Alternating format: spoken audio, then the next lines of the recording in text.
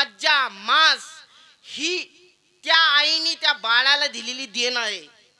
पोटी भारव आहे त्याची सर्वस्व ही हिस्सा आहे. बरोबर आहे.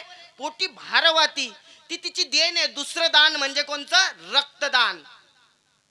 आणि विज्ञान किती पुढे जाऊन द्या, तुम्हाला जेव्हाच बाळ 7व्या महिन्यापर्यंत पोटात असतं, 7व्या महिन्याच्या नंतर कळतं त्या बाळाचे ठोके चालू आहे की नाही.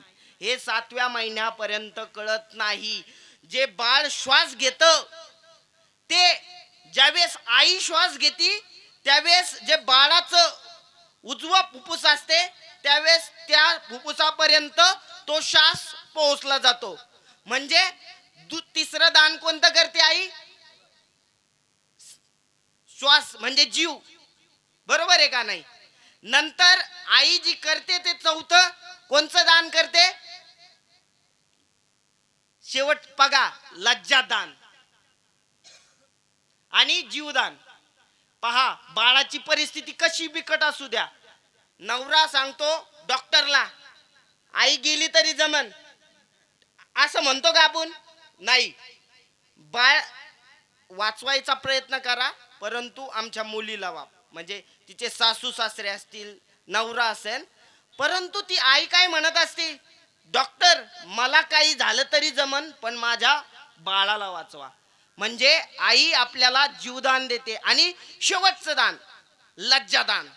पहा, स्त्री कधी आपल्या डोक्यावरचा पदर पडून देत नाही, परंतु बाळाला जर भूक लागली ना, ती काळ वेळ पाहत नाही, त्या बाळाला दूध पाजते. ती जागा पाहत नाही मी कुठं आहे. म्हणजे हे मृत्यू लोकातलं दान आहे जे आईने केलंय. तुम्ही म्हणता तुम्ही आईचीच थोरवी गाता, मग बापाने काय केलंय? अरे बाप तर सर्वांसाठीच असतो. कारण की आजच्या येणाऱ्या पिढीला जर आई बाप कळाले नाही तर येणारा काळ फार बिकट राहणार आहे. बाप पण असतो परंतु तो कधी दाखवत नसतो. बाप पण जगतो सगळ्यासाठी, परंतु कसा? तो त्याचं दुःख कधीच दाखवत नसतो. आणि त्या बापाचे सुद्धा आपल्यावर अनंत उपकार आहे. जरी तो दाखवत नसतो, तो सर्व काही करत असतो. आणि ही झालेली सेवा भगवान पांडुरंगांच्या चरणी अर्पित करतो आणि थांबतो. पुंडली